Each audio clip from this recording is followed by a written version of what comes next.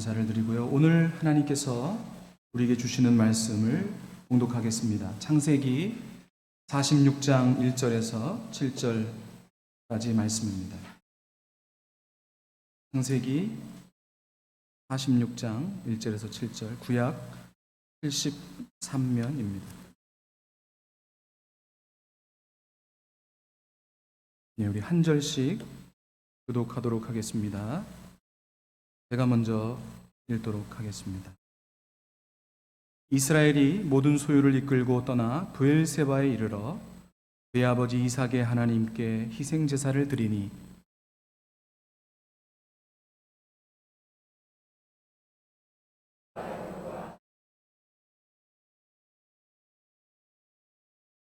하나님이 이르시되 나는 하나님이라 내 아버지의 하나님이니 애굽으로 내려가기를 두려워하지 말라.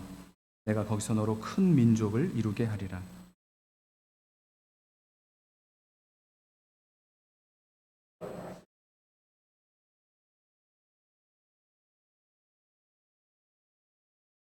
야곱이 브엘세바에서 떠날새 이스라엘의 아들들이 바로가 그를 태우려고 보낸 수레에 자기들의 아버지 야곱과 자기들의 처자들을 태우고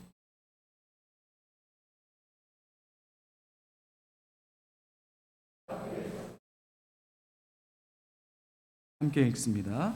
이와 같이 야곱이 그 아들들과 손자들과 딸들과 손녀들 모든 자손을 데리고 애굽으로 내려갔더라. 아멘. 오늘도 하나님을 예배하러 나오신 모든 성도님들께 하나님의 은혜와 축복이 함께하기를 축원합니다. 오늘 저는 특별히 참으로 힘들고 어려운 시대를 살아가는 우리들이 정말 분명하고 틀림이 없지만 자주 잊어버리고 살아가는 꼭 기억해야 될 하나님에 대한 지식 3가지를 말씀드리려고 합니다. 사랑하는 우리 주님께서 은혜를 주시기를 축복합니다. 오늘 우리가 읽은 성경 내용은 이제 인생의 모든 길을 다 걷고 나서 삶을 마무리하는 시점에 살고 있는 야곱에게 일어난 아주 엄청난 사건의 내용입니다. 그것은 죽은 줄로만 알았던 아들, 야곱의 12아들 중에서 자신이 가장 아끼고 사랑했던 11번째 아들 요셉이 살아있다는 것입니다. 그것도 그냥 살아있는 것이 아니라 그 당시 세계 최강대국인 애굽의 국무총리가 되어 있다는 것입니다. 여러분, 너무 놀라운 충격적인 사건 아닙니까? 이런 일들이 요즘 일어날 수 있을까? 영화 같은, 아니 영화보다 더 영화 같은 이야기라고 생각됩니다. 그 기쁘신 소식을 듣고 이제 야곱은 모든 자녀들과 집안의 물품을 정리해서 요셉이 있다는 애굽으로 내려가려고 합니다. 너무 기뻤을 거예요. 그런데 오늘 본문을 보면 애굽으로 내려가는 야곱의 행보에 뭔가 석연치 않은 부분이 있는 것을 발견하게 됩니다. 우리 1절 한번 같이 읽어볼까요? 1절 시작. 이스라엘이 모든 소유를 이끌고 떠나 브엘세바에 이르러 그의 아버지 이삭의 하나님께 희생제사를 드리니.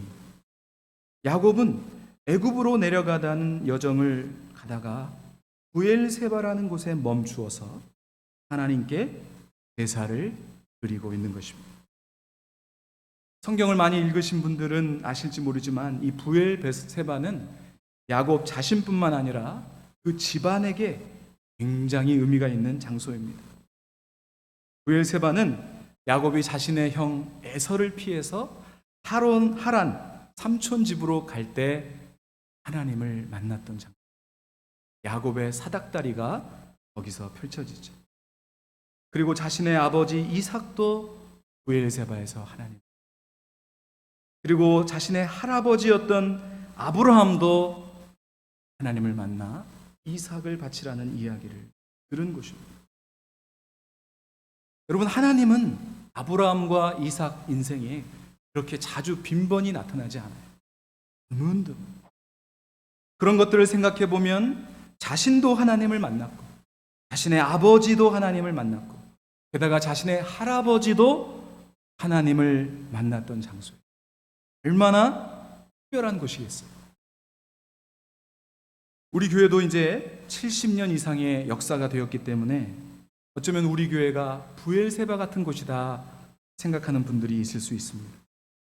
내가 하나님을 만났고, 나의 아버지가 하나님을 만났고, 나의 할아버지도 하나님을 만났고, 내 삶 속에 3대의 신앙이 깃들여진 그런 곳은 누군가에게는 부엘세바 같은 곳이 될 것입니다. 바로 이 야곱에게 부엘세바가 그런 곳이었어요. 이제는 다시 오게 될지 모르는 그 고향 땅을 떠나 타국으로 가기 전에 자신과 자신의 아버지, 자신의 할아버지 아브라함이 하나님을 만났던 그 장소를 지날 때 예배를 드리고 싶다는 것은 너무나 당연한 마음이라고 생각됩니다. 그리고 지도를 보면 아시겠지만 이 부엘세바는 애굽으로 넘어가는 남쪽 국경 바로 전에 있습니다. 이제 오랫동안 살았던 그 가나안 땅, 고향 땅을 떠나기 전에 하나님께 예배를 드리고 싶지 않았나 생각할 수 있습니다. 그렇지만 그 다음에 나오는 구절을 보면 야곱이 단순히 자신과 아버지, 할아버지가 하나님을 만났던 장소이기 때문이거나 아니면 정든 고향을 떠나기 전에 그 땅을 추억하기 위해서 제사를 드리는 그 정도의 내용이 아닌 것을 발견할 수 있는데요. 우리 46장 3절 한번 같이 읽어볼까요? 시작. 하나님이 이르시되 나는 하나님이라 내 아버지의 하나님이니 애굽으로 내려가기를 두려워하지 말라. 내가 거기서 너로 큰 민족을 이루게 하리라. 아멘. 자, 여기 본문을 보면 하나님이 야곱에게 나는 내 아버지의 하나님이니 뭐라고 말합니까? 두려워하지 말아라. 이걸 보면 야곱 안에 어떤 두려움이 있었구나라는 것을 발견할 수가 있습니다. 우리가 상식적으로 생각해 보아도 여러분 지금 이 여정을 떠나는 야곱의 나이가 얼마인 줄 아십니까? 130살. 예, 여기 어르신들 계시지만 2번 사셔야 거기에 도달하는. 우리가 몇 번을 태어나도 한 번도 만나지 못할 확률이 높은 그런 나이를 가지고 있는 노인이에요. 고령의 노인이 아니라 아주 초고령의 노인이죠. 하나님이 언제 불러가실지, 당장 내일 하나님이 불러가셔도 전혀 이상하지 않을 그런 죽음이 임박한 나이에 있는 야곱이에요. 그런 야곱에게 자기가 살던 고향의 삶을 터전을 내려놓고 다른 지방도 아니고 아예 타국으로 간다는 것은 아무리 죽은 아들이 살아왔다고 하지만 부담이 되고 두렵지 않을 수 없었을 것이에요. 그런데 우리가 성경을 더 유심히 읽어보면 야곱의 두려움에는 큰 이유가 있다는 것을 발견하게 됩니다. 그것은요, 이 애굽이란 땅 때문에 그래요. 여러분, 이 애굽이란 땅이 어떤 땅인지 아십니까? 그 옛날 할아버지 아브라함이 하나님이 약속한 땅에 갔다가 흉년이 들자 어디로 내려갑니까? 애굽으로 내려가요. 거기 가서 된통 당합니다.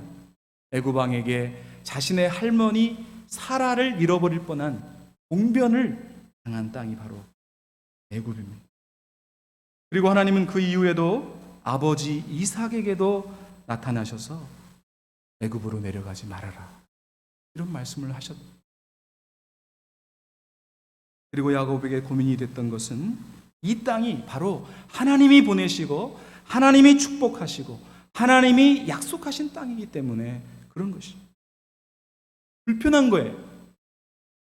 젊은 시절에는 자신의 마음대로 자신의 욕심대로 삶을 살았던 야곱이지만 이제 산전수전을 다 겪으면서 야곱은 어떻게 사는 것이 바른 것인지를 배운 나이. 죽음을 앞둔 야곱은 달라져 있었어요. 하나님은 어떻게 생각하십니까? 기뻐서 짐을 싸우고 나오긴 나왔지만 야곱은 여러 가지 두려움으로 마치 형 에서를 피해 라반의 삼촌 집에 갈 때 같이 자신을 만나 주셨던 하나님, 자신의 아버지 이삭을 만나 주셨던 하나님, 할아버지 아브라함을 만나 주셨던 그 장소에 멈추어 서서 예배를 드립니다. 아마 야곱은 하나님께 물어보고 싶었던 것 같아요. 하나님 만나서 하나님, 애굽에 내려가는 것이 맞습니까? 하나님은 가나안 땅을 약속의 땅으로 주셨는데 애굽으로 내려갔다가 행여나 옛날의 할아버지처럼 봉변당하는 거 아닙니까? 하나님 어떻게 생각하십니까? 아마 이런 마음이 아니었을까. 여러분, 이것이 바로 성화된 그리스도인의 마음이에요. 아무리 우리 눈에 보기에는 좋아 보이고 우리가 생각할 때 너무 좋아 보이는 거지만 하나님은 어떻게 생각하실까? 하나님은 기뻐하실까? 하나님의 뜻에 어긋나는 것은 없을까?를 물어보는 마음. 이게 참 성화된 마음인 것이죠. 놀랍게도 하나님은 그런 두려움이 가득한 야곱을 아시고 이제 조금만 가면 남쪽 국경을 넘어 애굽으로 들어가는 그 브엘세바 그 지점에서 야곱에게 준 것이. 너무 멋지지 않습니까, 하나님? 여러분, 하나님은 우리의 삶의 여정뿐만 아니라 우리가 그 여정을 지나면서 느끼는 마음과 감정까지도 아시는 하나님이십니다. 우리 한번 2절을 읽어볼까요? 2절 시작. 그 밤에 하나님이 이상 중에 이스라엘에게 나타나 이르시되 야곱아 야곱아 하는지라. 야곱이 이르되 내가 여기 있나이다 하며. 자, 뭐라고 야곱을 부릅니까? 야곱아 야곱아. 이 사람아. 또 뭐 길 가다가 흔히들 부르는 아저씨, 선생님 이런 거 아니고 야곱아, 이름을 부르는 거예요. 여러분 한번 생각해 보세요. 여러분들이 오늘 밤에 혼자 말씀 보고 기도하는데 하나님이 나타나셔가지고 여러분 이름을 부른다고 생각해 보세요. 연시가 저는 생각만 해도 지금. 여러분, 이름은 그 사람이 가지고 있는 독특한 고유성을 포함하고 있는 거예요. 하나님은 야곱의 뼛속까지도 알고 계시는 분이에요. 내 하나님, 내 아버지의 하나님이다라고 말한 것은 네가 어렸을 때 자라나는 거 다. 시편 139편 13절은 이렇게 말씀하십니다. 주께서 내 내장을 지으시며 나의 모태에서 나를 만드셨나이다. 예레미야 1장 5절은 이렇게 말합니다. 내가 너를 모태에서 짓기 전에 너를 알았다. 에베소서 1장에서는 어떻게 말씀하십니까? 하나님은 우리를 이 세상이 시작되기도 전에, 창세 전에 우리를 아시고 선택하셨다고 말합니다. 나의 존재와 나의 성향을 하나님만큼 잘 아는 분은 없는 것이죠. 나보다 나를 더 잘 아시고 나의 부모보다 나를 더 잘 아시는 분. 여러분, 정확하게 말하면 이 세상에서 나에 대해서 가장 정확하고 바르게 아시는 분은 하나님 한 분밖에 없는 거예요.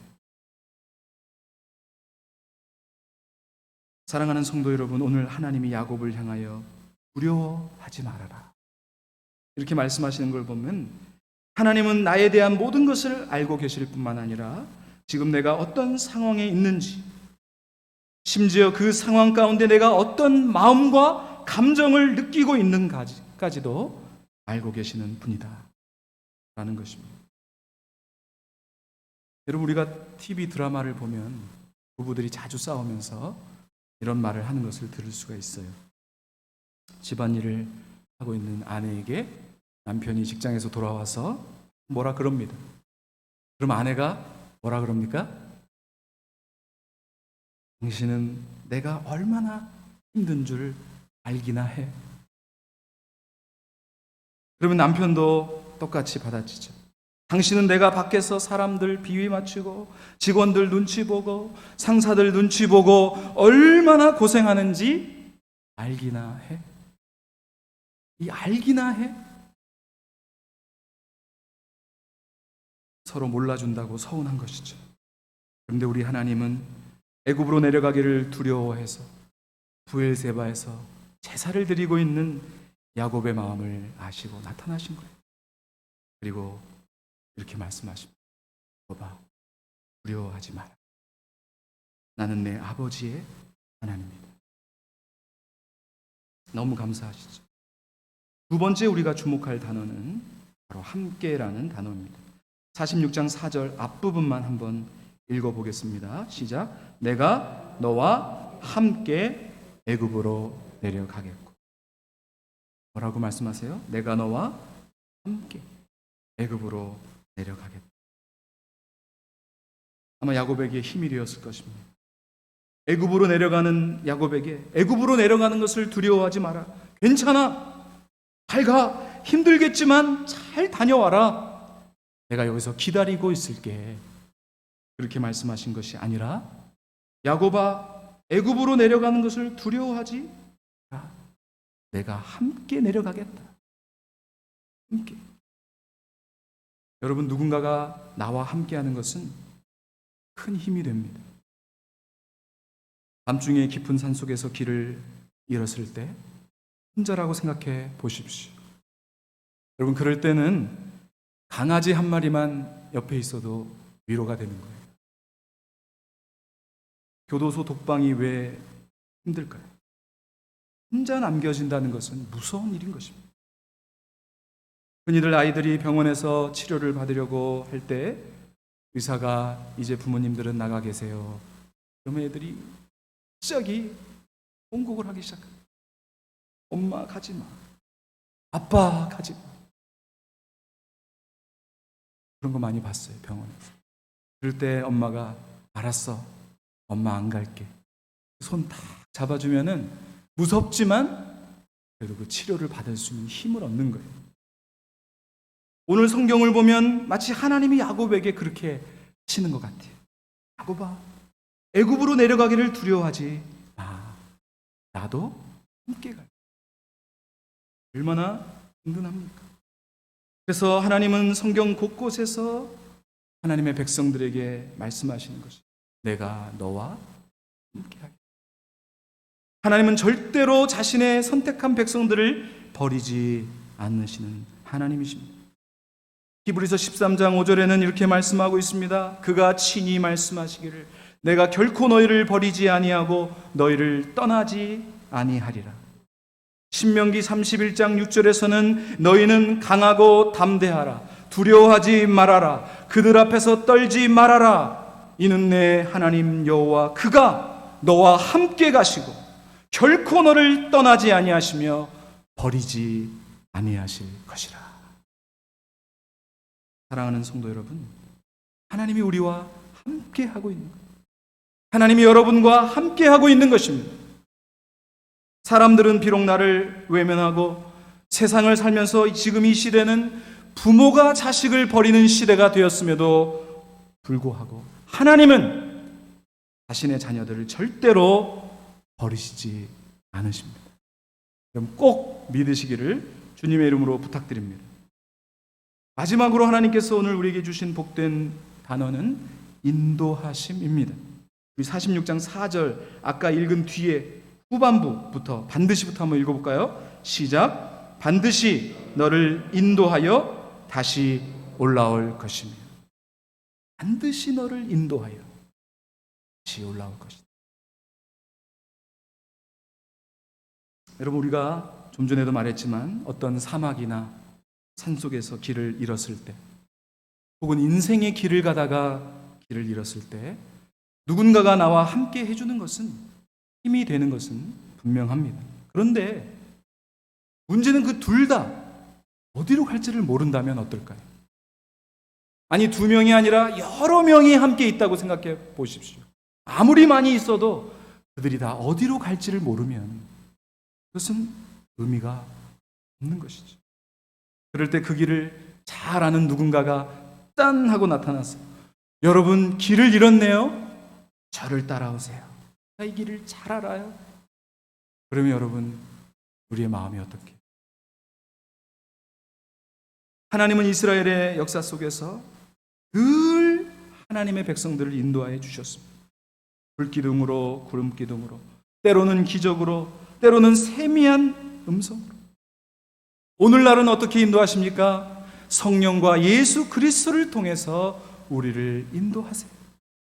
우리는 이제 매일매일 하나님을 만나는 축복의 시대에 살고 있어요. 어쩌면 예수 그리스도가 우리의 부엘세바일지도 모르겠습니다. 한 개인을 인도하실 뿐만 아니라 한 가족도 인도하시고 한 나라와 백성 전체를 인도하시는 분이 바로 하나님이십니다. 그래서 저는 하나님을 인도의 전문가다 이렇게 부르고 싶습니다. 하나님을 따라가면 절대로 문제가 될 것이 없습니다. 인도를 안 받아서 문제지, 인도를 받기만 하면 그 길이 때로는 비포장도로 같고 가시밭길 같을 수 있지만 좀 힘들어서 그렇지, 하나님은 우리를 가장 바른 길로, 가장 복된 길로 인도하시는 것입니다. 이제 마지막 한 가지를 더 살펴볼 텐데, 이제 요거 살펴보기 전에 방금까지 우리가 배웠던 세 가지 하나님에 대한 지식 한번 정리하고 넘어가겠습니다. 첫 번째, 하나님은 어떤 하나님이세요? 우리의 모든 것을 알고 계시는. 두 번째, 하나님은 어떤 하나님이세요? 우리와 함께 하시는 하나님. 세 번째, 하나님은 우리를 인도하시는 하나님. 그래서 여러분, 오늘 주복의 제목이 뭐예요? 알, 함, 인. 네, 복이다. 이게 뭐냐고 물어보시는 분이 계셔가지고 한번 해볼까요? 알, 뭘까요? 우리의 모든 것을 알고 계신 하나님. 함, 함께 하신 하나님. 인, 인도하시는 하나님. 그런데 이 복 제목 뒤에 하나가 더 있죠. 목적이 있습니다. 목적. 여기 마지막으로 우리가 볼 거예요.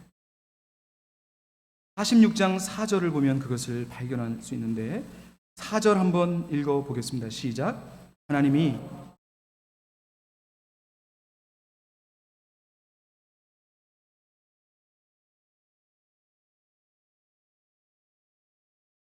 아멘. 하나님은 분명히 야곱에게 말씀하신 것처럼 야곱과 함께 애굽으로 내려가셨어요. 그런데 야곱과 함께 가나안으로 돌아온다고 약속하셨는데 야곱은 애굽에서 죽고 맙니다. 물론 죽을 때 야곱을 보면 이 약속을 기억하고 있었던 것을 알 수가 있는데, 그것은 아들 요셉에게 이렇게 말합니다. 내가 죽으면 나를 애굽에 묻지 말고 내가 왔던 가나안 땅에 나를 묻어달라. 죽어서라도 하나님의 말씀이 이루어지기를 원하는 야곱의 마음을 발견할 수가 있습니다. 안타깝게도 야곱은 살아서 가나안 땅으로 돌아오지 못하고 죽음만이 고향 땅에 묻힙니다. 어떻게 보면 죽음 이후에도 약속을 지키시는 하나님이다 이렇게 생각할 수 있지만, 더 분명한 것은 사실은 이 야곱에게 한 이 약속은 나중에 이스라엘 백성들에게 이루어지게 됩니다. 그러니까 원래는 이게 야곱에게 한 약속이지만 이스라엘 백성에게 한 약속이에요. 그래서 하나님은 이전에 야곱의 이름을 바꿔준 적이 있어요. 뭐라고 바꿔줍니까? 이스라엘. 언제 바꿔줍니까? 야복 강가에서 씨름하고 환도뼈가 부러지면서 이제 내가 너를 이스라엘이라 부르겠다. 하나님은 야곱을 통한 이스라엘 백성들을 바라보신 것입니다. 오랜 세월이 지나고 70명으로 내려갔던 야곱의 가족이 나중에 거의 200만 명 가까운 거대한 민족을 이끌고 하나님의 인도함을 받고 가나안 땅으로 다시 돌아오게 됩니다. 할렐루야. 여러분, 여기서 우리는 굉장히 중요한 하나님의 뜻과 섭리를 발견하게 됩니다. 하나님은 왜 그토록 연약하고 거짓말쟁이, 지렁이 같은 야곱을 그렇게 보호하고 평생토록 인도에 가셨을까? 왜 야곱을 지으시고, 왜 야곱과 함께 하시고, 왜 야곱을 인도해 주신 것일까? 그것은 바로 야곱을 통하여 장래에 온 이스라엘 민족을 구원하시려는 거대한 뜻을 이루기 위함이라는 것입니다. 사랑하는 성도 여러분, 하나님은 왜 여러분과 함께 하십니까? 하나님은 왜 여러분을 인도해 가실까요? 물론 우리를 사랑하니까요 이렇게 대답할 수 있어요. 맞죠? 사랑하죠. 근데 우리가 알아야 할 것은 단순히 여러분 한 사람 한 사람만을 위해서 여러분을 지으시고 함께 하시고 인도해 가시는 것이 아니라는 거예요. 무슨 말이에요? 여러분을 통해서 하나님의 뜻을 이루고 싶은 거예요. 하나님이 이루고 싶은 뜻을 여러분을 통해서 이루고 싶은 것입니다. 아멘입니까? 우리 교회도 마찬가지예요. 하나님 왜 우리 교회를 세우셨을까요? 왜 우리 교회와 함께 하실까요? 왜 우리 교회를 인도해 하실까요? 그것은 바로 하나님이 우리 교회를 통해서 하시고 싶은 일이 있기 때문에 그래요. 잃어버린 영혼들을 구원하고 온 세상에 예수 그리스도의 복음이 증거되고 하나님의 사람들을 키워내고 우리의 교회를 통해서 드러낼 하나님의 영광과 뜻이 있기 때문에 우리 교회를 세우신 거예요. 우리와 함께 하시고 우리 교회를 인도해 가시는 것입니다. 여러분, 우리가 잘 아는 것처럼 요즘 우리는 담임 목사님을 모시기 위해 기도하고 있는 중요한 시기죠. 그렇지만 우리는 단순히 우리 자신만을 위해서가 아니라 우리 교회만을 위해서가 아니라 하나님이 우리 교회를 통하여 어떤 일들을 이루어 가실지, 하나님이 우리 교회를 통하여 무엇을 하기를 원하시는지를 알아보면서 이 모든 것을 이뤄갈 수 있도록 기도해야 된다고 믿습니다. 이제 말씀을 마칠게요. 사랑하는 우리 교회 성도 여러분, 오늘 이제 말씀을 마치면서 제가 다시 세 가지를 정리하고 축복하고 싶습니다. 첫째, 하나님이 여러분의 상황과 마음을 알고 계실까? 궁금하십니까? 걱정하지 마시고 너무나도 잘 보고 알고 계세요. 둘째, 하나님이 여러분과 함께 계신지 잘 모를 때가 있습니까? 염려를 붙들어 놓으세요. 하나님은 절대로 구원받은 백성을 떠나지 않으세요. 셋째, 하나님이 나를 정말 인도하고 계실까? 의심이 드십니까? 무조건 믿으세요. 무조건. 하나님은 여러분 한 사람 한 사람을 언제까지나 인도해 주실 것입니다. 여러분, 이것은요, 성경에서 보장된 하나님의 백성들에게 약속하신 하나님의 영구적인 약속이에요. 이런 것들에 우리의 마음을 졸이고 흔들리면 안 되는 것이에요. 우리는 오히려 하나님이 무엇을 기뻐하실까? 하나님이 나를 통하여, 하나님이 우리 교회를 통하여 어떤 일을 이루어 가실지를 고민하고 연구하고 그분의 뜻을 이루어 드리는데, 예수님이 그랬던 것처럼 우리의 모든 삶과 인생을 내어 드리면서 그분을 따라가는 것이 바로 오늘날 우리가 관심을 가지고 기도하고 순종해야 될 부분이라고 생각합니다. 그러면 나머지는 하나님이 다 알아서 때에 맞게 공급해 주시고 채워 주실 줄 믿습니다. 아무쪼록 오늘 말씀을 듣는 여러분, 오늘 말씀드린 거 뭐죠? 알함복인데 이 세 가지 아침에 일어나거나 밤에 주무실 때 생각해 보세요. 알은 뭐였죠? 알?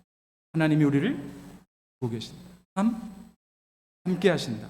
인도하신다. 이렇게 되뇌이면 큰 은혜가 될 줄 믿습니다. 아무쪼록 이 어려운 시기를 지나는 여러분들에게 주님의 아심과 보호하심, 함께하심과 인도하심이 충만하기를 예수 그리스도의 이름으로 축복합니다. 함께 기도하겠습니다. 하나님, 우리를 사랑하셔서 창세 전에 이미 우리를 아시고 지으시고 택하시고 그리고 우리와 늘 함께 하시고 우리를 영원토록 주님 앞에 갈 때까지 인도하시는 주님을 찬양합니다. 우리가 이 사실을 꼭 기억하고 어떤 형편에서든지 주님이 무엇을 기뻐하실지를 알아서 열심히 그 뜻을 행하는 복된 성도들이 되게 하옵소서. 우리를 주의 소원하신 예수 그리스도의 존귀하신 이름으로 감사기도 드립니다. 아멘.